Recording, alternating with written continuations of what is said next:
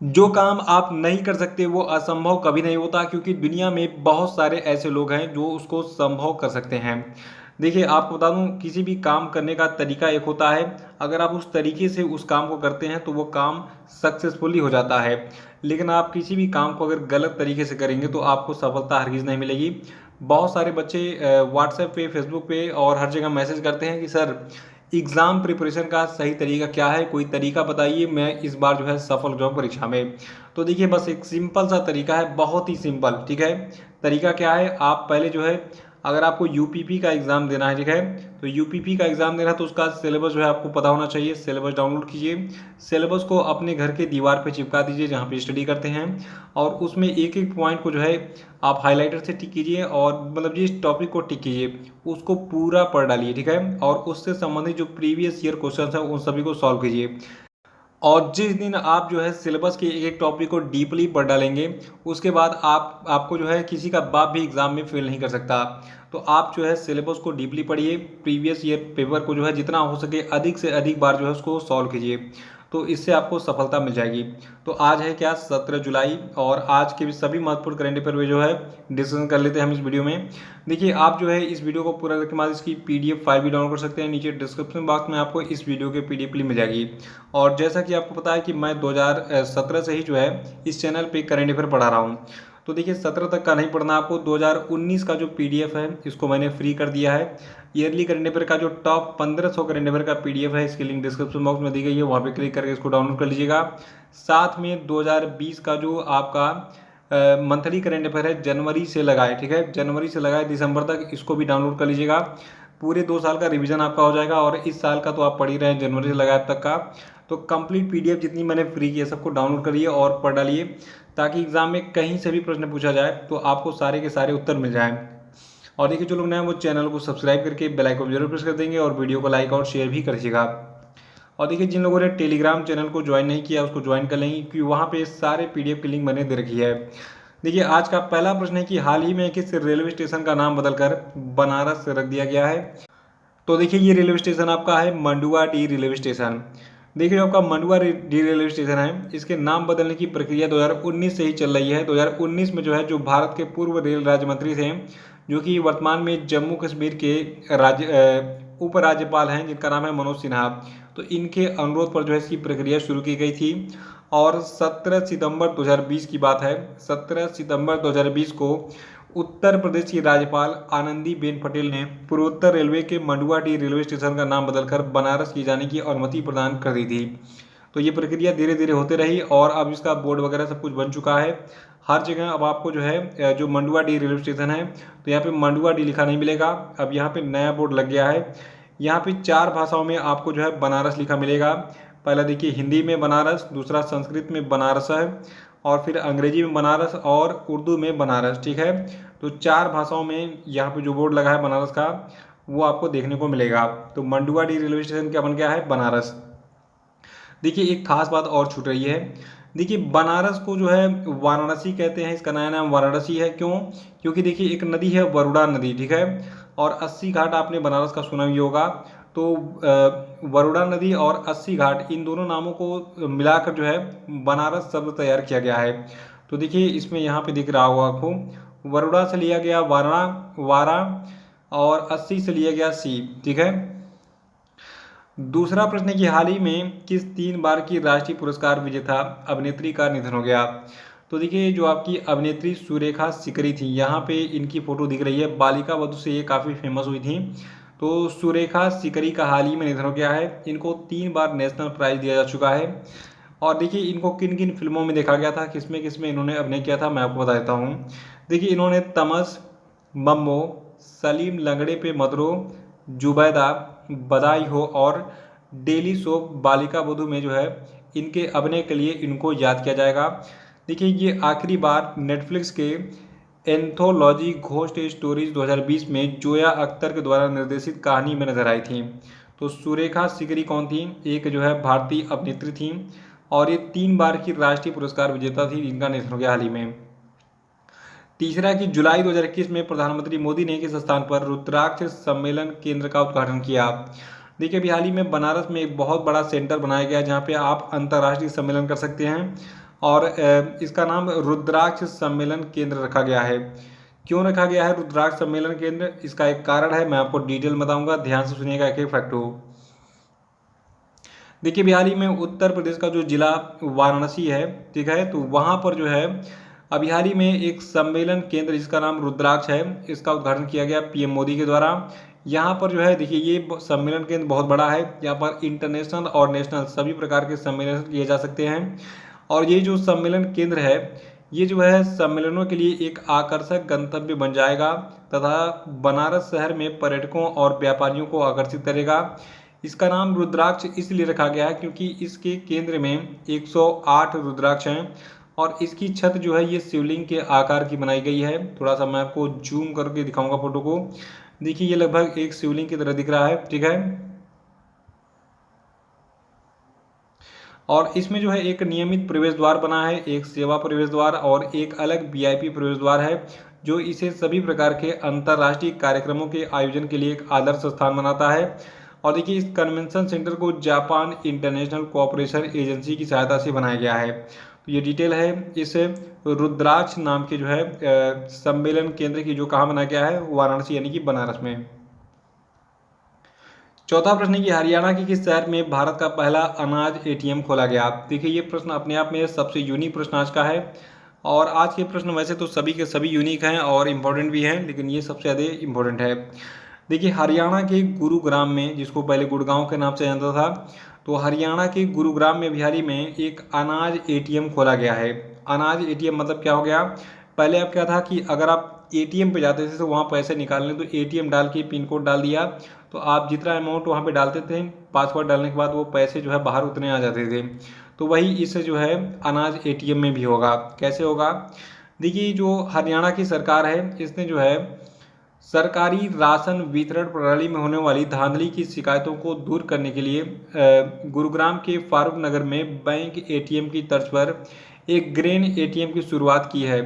और ये जो है मशीन, जो आपका एटीएम बनाया गया एटीएम मशीन, ठीक है, ये 5 से 7 मिनट के भीतर 70 किलो तक अनाज निकाल सकता है, यानी कि लगभग 1 मिनट में 10 किलो अनाज निकाल देगा ये, ठीक है। और इस एटीएम का नाम जो है अन्न पूर्ति रखा गया है, इसे भारत में ही बनाया गया है, सबसे बड़ी चीज़ यही है। और ये जो है देश का पहला ऐसा ग्रेन एटीएम है जिससे राशन जो है ये डिपो पर जाकर कोई भी कार्ड धारक अपने आधार कार्ड या फिर राशन कार्ड की डिटेल दर्ज कर इस मशीन से राशन डिपो पर मिलने वाला जो राशन है ये प्राप्त कर सकता है। यानी कि आप इस एटीएम पर जाइए, आप इसमें जो है अपना आधार कार्ड या फिर राशन कार्ड की डिटेल दर्ज कीजिए और यहाँ पे शायद एक फिंगरप्रिंट स्कैनर भी लगा है इस मशीन में, तो उस पर अंगूठा रखिए, आपका राशन जो है यहाँ पे देखिए नीचे झोला लगा है, तो इस एटीएम के द्वारा जो है ये राशन गिरेगा, आप इसमें अपने झोले में जो है इसको पैक कर लीजिए, अपने घर ले जाइए। देखिए वैसे ही क्या होता था, कोठेदार लोग अगर 5 किलो राशन आया बांटने के लिए तो ये 3 ही किलो देते थे, कहते थे जाओ जिससे शिकायत करना कर लो, हमें इतना ही दे पाएंगे। तो ये सारी धांधली अब रुकेगी इससे, इसको पूरे भारत में लागू करना चाहिए। और पांचवा प्रश्न है कि हाल ही में किस राज्य सरकार ने ओबीसी प्रमाण पत्र जारी करने के लिए आय सीमा 6 लाख से बढ़ाकर 8 लाख रुपए कर दी है? तो देखिए अभी हाल ही में आंध्र प्रदेश की राज्य सरकार ने ओबीसी प्रमाण पत्र जारी करने के लिए आय सीमा 6 लाख से बढ़ाकर कितना कर दिया है? 8 लाख रुपए। देखिए अगर आप आय प्रमाण पत्र यानी कि इनकम सर्टिफिकेट बनवाने जाते थे, अगर आप ओबीसी कैटेगरी के हैं, तो पहले क्या होता था, अगर आपके परिवार की आय 6 लाख रुपए से अधिक है तो आपका इनकम सर्टिफिकेट नहीं बन पाता था, यानी कि अगर बन भी जाएगा तो आप उसका मतलब किसी भी योजना का लाभ नहीं पाएंगे। लेकिन अब जो है ये आय सीमा 6 लाख से बढ़ाकर 8 लाख रुपए कर दी गई है। अगर आपकी पारिवारिक आय 8 लाख रुपए है तो आपका इनकम सर्टिफिकेट ओबीसी का बन जाएगा और आप जो है जो स्कॉलरशिप वगैरह है इन सभी योजनाओं का लाभ ले सकेंगे। देखिए इसके साथ ही आंध्र प्रदेश सरकार ने शैक्षणिक संस्थानों में प्रवेश और नियुक्तियों के लिए आर्थिक रूप से जो कमजोर वर्ग हैं उनके लिए जो है 15 जुलाई 2021 से 10% आरक्षण भी लागू करना शुरू कर दिया है। यानी कि आंध्र प्रदेश की सरकार ने 2 काम किया है। ओबीसी के जो लोग हैं उनको कहा है कि भैया तुम अगर तुम्हारी पारिवारिक अगर 8 लाख रुपए है तो तुम गरीब की श्रेणी में हो, तुमको ओबीसी का इनकम सर्टिफिकेट मिलेगा और जो विद्यालय वगैरह हैं वहाँ पे सारी योजनाओं का लाभ मिलेगा। साथ में जो जनरल कैटेगरी के बच्चे हैं उनको 10% आरक्षण देना चालू कर दिया है 15 जुलाई से। और देखिए आंध्र प्रदेश की बात करें तो यहाँ के गवर्नर कौन है? विश्वभूषण हरिचंदन, और यहाँ की पॉपुलेशन है 4.94 करोड़।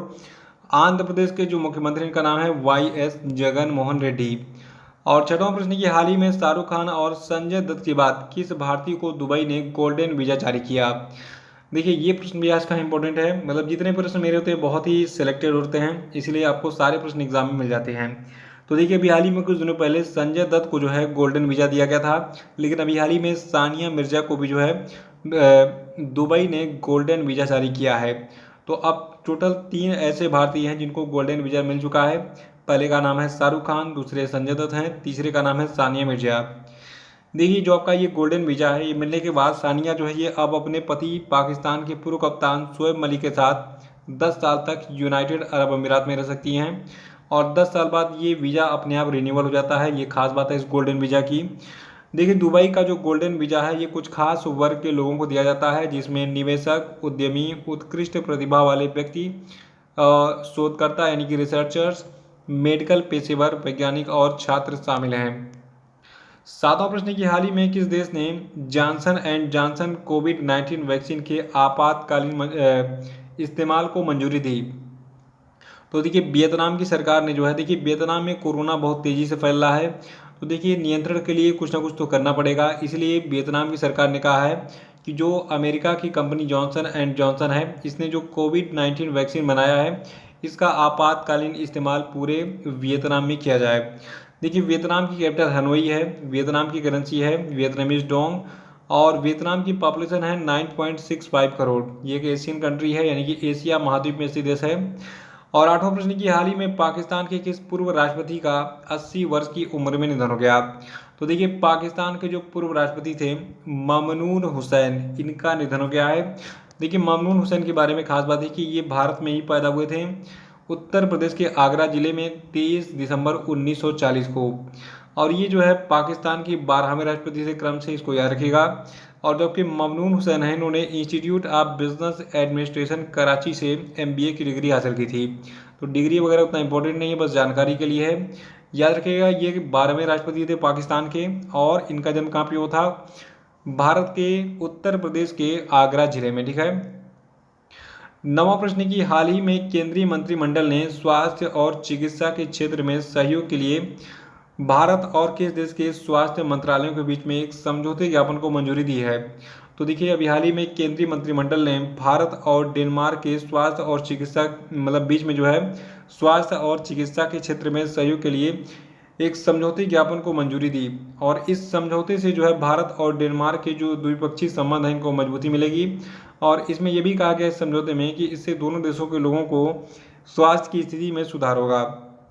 डेनमार्क की बात करें तो देखिए डेनमार्क जो है आपका यूरोपियन देश है, कैपिटल इसकी है कोपेगन, करेंसी है डेनिश क्रोन, और जनसंख्या यहाँ की है 58.1 लाख। 10वां प्रश्न की 14 वनडे शतक बनाने वाले सबसे तेज बल्लेबाज कौन बन गए हैं?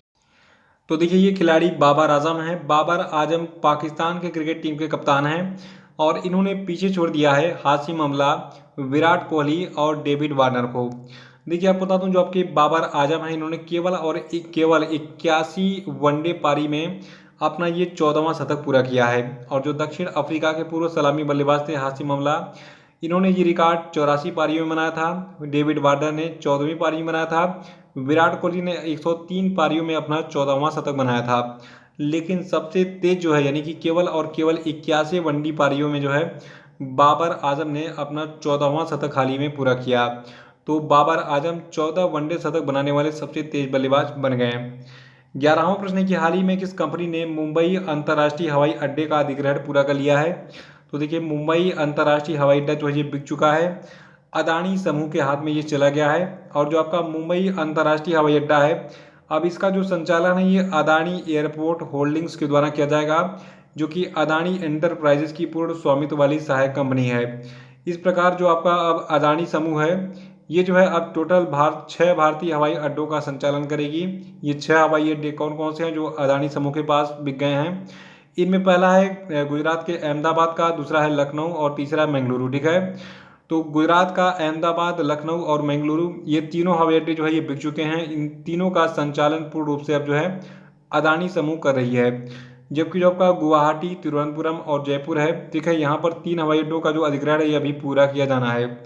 और जो आपका मुंबई है, मुंबई वाला तो अभी हो गया है, तो मुंबई अंतर्राष्ट्रीय हवाई अड्डे का अधिग्रहण जो है ये पूरा कर लिया गया है। और इन सभी को मिला लें तो आपका टोटल कितना हो गया, टोटल 7 हो जाएगा, ठीक है। कितने हो जाएंगे, 7 हवाई अड्डे जो है अब अदानी समूह के पास चले जाएंगे, इन सभी का संचालन यही करेगी। तो ये थे आपके आज के सभी महत्वपूर्ण करंट अफेयर और हम बात करेंगे आज के सभी क्वेश्चन अपडे पे। तो देखिए आज क्वेश्चन अपडे का पहला प्रश्न आपके लिए कि विश्व युवा कौशल दिवस कब मनाया जाता है, बताइए। दूसरा प्रश्न आपके लिए कि किस व्यक्ति को राज्यसभा में सदन का नेता बनाया गया है, बताइए। और तीसरा कि भारतीय टीम के पूर्व क्रिकेटर वसीम जाफर को आगामी घरेलू क्रिकेट के लिए किस राज्य की सीनियर टीम का मुख्य कोच बनाया गया है, बताइए।